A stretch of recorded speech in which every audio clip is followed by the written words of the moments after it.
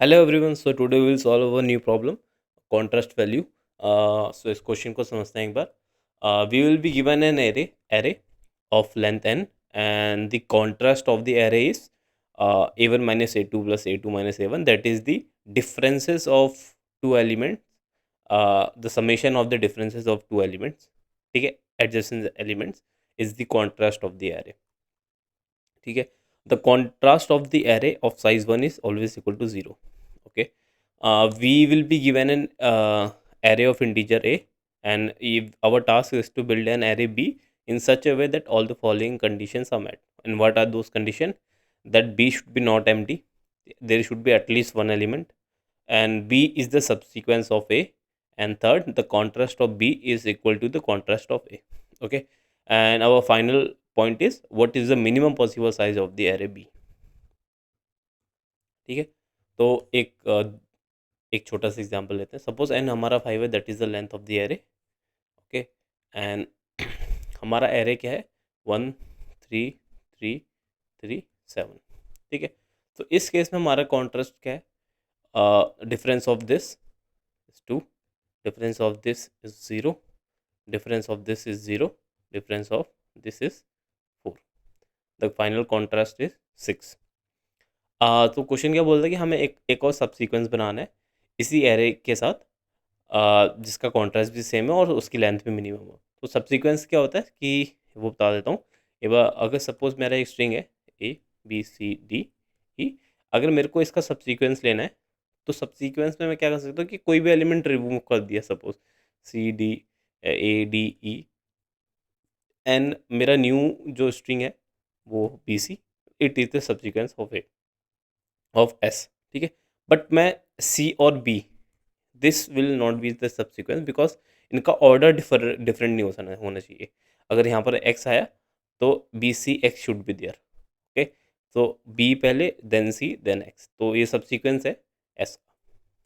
ठीक है, okay, this thing is sorted.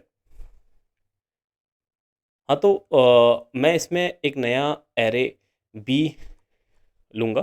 ठीक है, और वो तीनों कंडीशंस को मेट होना चाहिए. That is not empty, at least one element होना चाहिए, एंड देन सेकंड सब्सीक्वेंस होना चाहिए इस एरे का. देन थर्ड कॉन्ट्रास्ट वैल्यू जो 6 वैल्यू है वो भी इसमें सेम हो सकती है, सेम होनी चाहिए. ठीक है, तो मैं क्या ले सकता हूँ? अगर सपोज मैंने 3 और 7 ले लिया, 3 3 7, तो मेरी कॉन्ट्रास्ट वैल्यू कितनी होगी? 0 प्लस 4, दैट इज़ 4.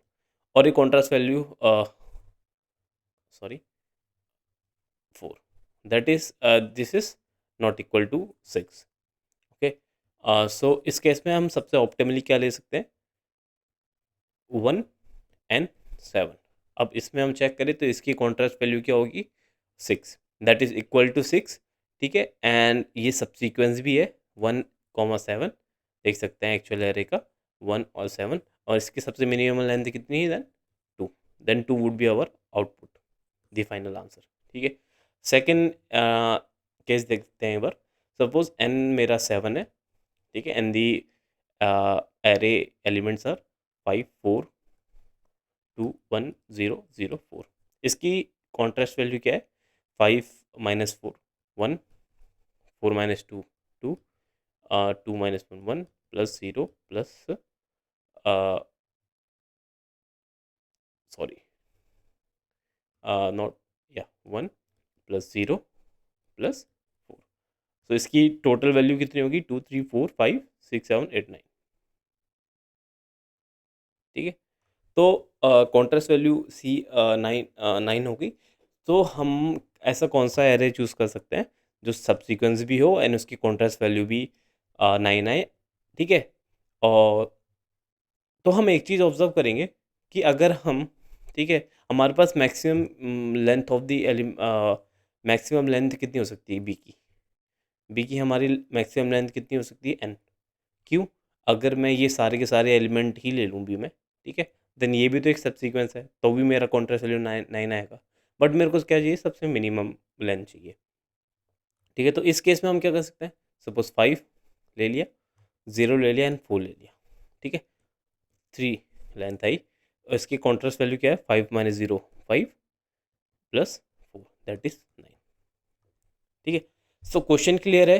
एंड एक बार अब ऑब्जर्वेशन और एक बार वो देखते हैं।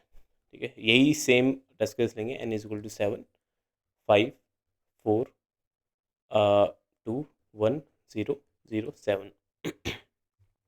ठीक है, तो एक बार हम इसको विजुलाइज करते हैं। ठीक है, 5 पॉइंट अगर मेरा यहाँ पर आता है, सपोज 5 पॉइंट यहाँ पर आता है, 4 पॉइंट यहाँ पर आता है।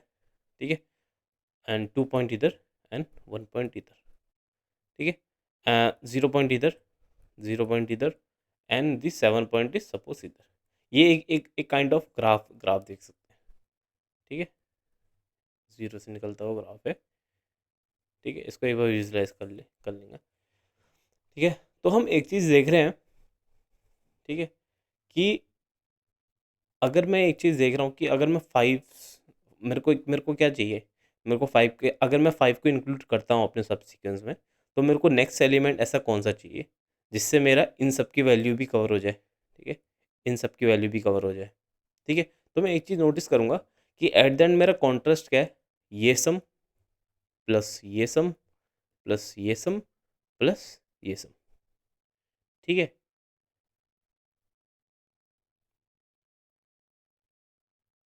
ठीक है, इतना ही है। एंड कॉन्ट्रास्ट क्या है आखिरी में, this was 7, no this was not 7 I think, okay 7 ही ले लेते, कोई इशू नहीं है। So this is 7। ठीक है, तो अगर हमारे लिए सबसे वर्स्ट कंडीशन क्या हो सकती है कि अगर हम पूरा का पूरा एलिमेंट, पूरे के सारे एलिमेंट ले ले बी में एंड उसी का लेंथ अगर हम प्रिंट करवा दें, तो वो हमारा एक कॉन्ट्रास्ट एक नया एरे बन जाएगा जिसका कॉन्ट्रास्ट सेम होगा, बट हमें सबसे मिनिमम लेंथ चाहिए। तो हम एक चीज़ ऑब्जर्व कर पा रहे हैं, जब हमारा फ्लो डिक्रीजिंग वाला होगा। ठीक है, 5 4 3 2 1। ठीक है, तो अगर मैं इसको लूँ, ठीक है, अगर मैं इतने ही सब एरे को लूँ, 5 4 3 2 1 नॉट 3 नो 3 5 4 2 1 0। ठीक है, एंड मैं 5 और 0 को लूँ, अब इसका एक बार कॉन्ट्रास्ट चेक करें तो कितना है, 1 + 2 + 1 + 0 नॉट 0 +1। इसका कॉन्ट्रास्ट 1, इसका 1, इसका 2, इसका 1, तो कितना आया 2 3 4 5। ठीक है, वहीं अगर दो एलिमेंट को लूँ, सबसे मिनिमम और सबसे मैक्सिमम, तो मेरा कितना आया डायरेक्टली 5। तो एक चीज़ यहाँ से क्लियर होती है। ठीक है, अगर मेरा कोई सब एरे स्ट्रिक्टली डिक्रीजिंग है, ठीक है, या फिर डिक्रीजिंग है, तो मैं सबसे मैक्सिमम पॉइंट और मिनिमम पॉइंट लूँ और इन दोनों को इंक्लूड कर दूँ।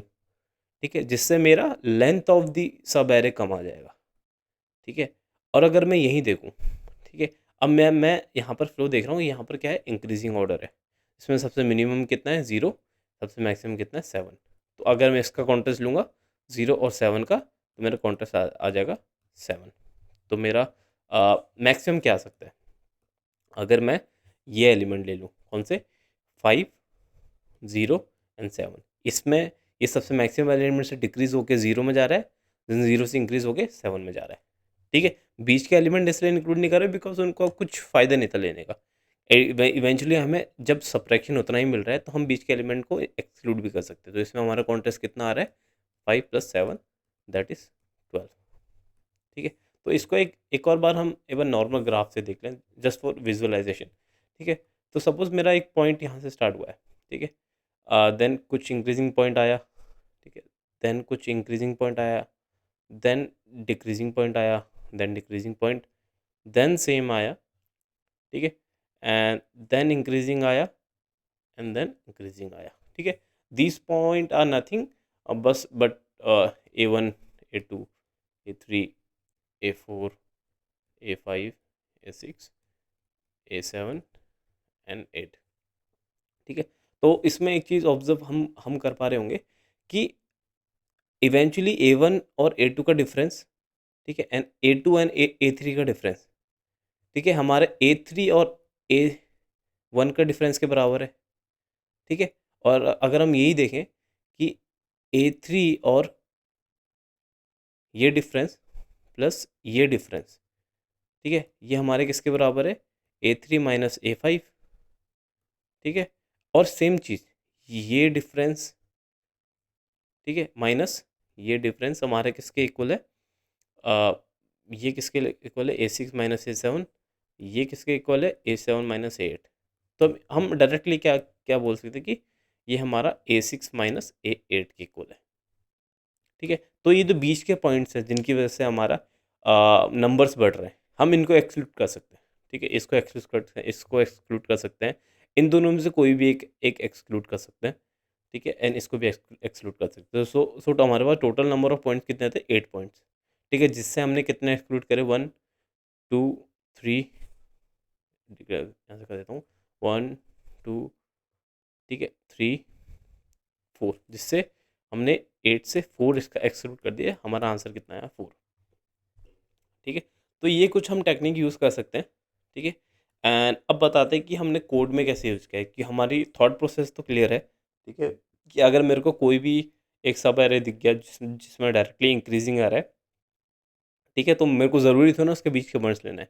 मैं उसका मैं मतलब एक बेसिकली क्या है कि मैं सबसे टॉप मोस्ट ले लूँगा, ठीक है, एंड इसको इंक्लूड कर दूँगा।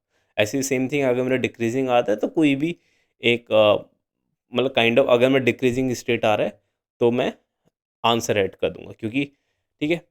तो एक एक बार ठीक है, अब हमने बीच के पॉइंट्स एक्सक्लूड कर दिए।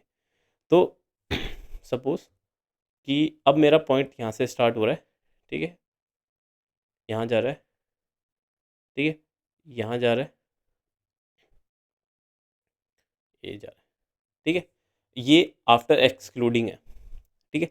तो मैं ये देख सकता हूँ कि अगर मेरा कोई भी सब एरे इंक्रीज़ हो रहा है फ्लो, ठीक है, मैं पहले तो बस सम लूँगा, उसको ज़ीरो से इनिशिएट करूँगा। अगर मेरा इंक्रीज़ हो रहा है, ठीक है, तो इसका ये एक चीज़ तो क्लियर है कि मैं कोई ना कोई एलिमेंट यहाँ ऐड कर रहा हूँ, जिसकी वजह से मैं सम प्लस कर दूँगा, ठीक है। सेम अगर मेरा कोई डिक्रीज़ हो रहा है, तो मैं एक और ऐड कर दूँगा, क्योंकि मैं एक न्यू एलिमेंट यहाँ पर ऐड करूँगा, जिससे मेरा इतना डिफरेंस मैं कॉन्ट्रास्ट में ऐड ऐड कर पाऊँ। सेम थिंग अगर मैं मेरे को कोई सब एरे मिल रहा है जो इंक्रीज़ हो रहा है, मैं उधर भी सम प्लस कर दूँगा, ठीक है।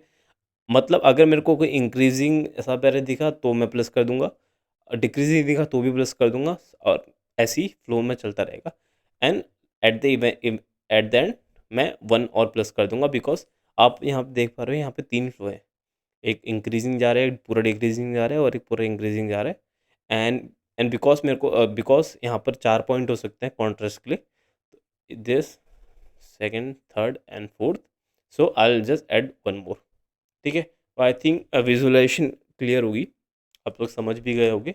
एंड इसको डायरेक्टली एक बार कोड में देखते हैं, ठीक है।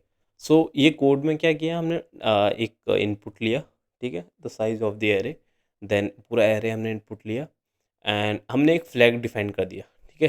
फ्लैग 0 मतलब न्यूट्रल, ठीक है, एंड फ्लैग 1 मतलब कि the array is increasing mode, and -1 is the array is in decreasing mode, ठीक है। एंड आंसर को हमने इनिशियली स्टेट कर दिया 1 से, ठीक है। ये बिकॉज़ हमारा जो है सब सीक्वेंस नॉन एम्प्टी होना चाहिए, तो 1 तो एटलीस्ट रहेगा ही रहेगा एलिमेंट, ठीक है। तो 1 तो हमारा लेंथ हो गई, ठीक है। तो मैं 0 से -1 तक ट्रैवर्स कर रहा हूँ, लास्ट वाला एलिमेंट टू क्यों नहीं ट्रैवर्स कर रहा हूँ, बिकॉज़ मैं कंपेयर कर रहा हूँ अपने i+1 एलिमेंट के साथ।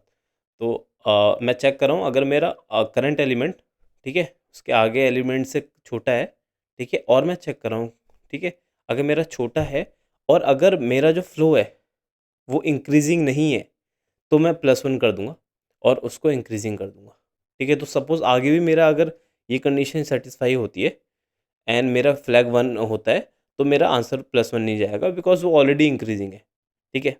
और सिमिलरली अगर मेरा एरे ऑफ करंट जो है एलिमेंट है, वो आगे के एलिमेंट से बड़ा है और मेरा फ्लैग -1 नहीं है, ठीक है, मतलब कि वो डिक्रीजिंग मोड में जा रहा है, लेकिन मेरा फ्लैग डिफाइंड नहीं है, वो इनिशियली पॉइंट से ही जा रहा है, तो मैं उधर भी आंसर +1 कर दूंगा एंड फ्लैग को -1 से इनिशिएट कर दूंगा, तो यहाँ पर मेरा पूरा फ्लो आ जाएगा।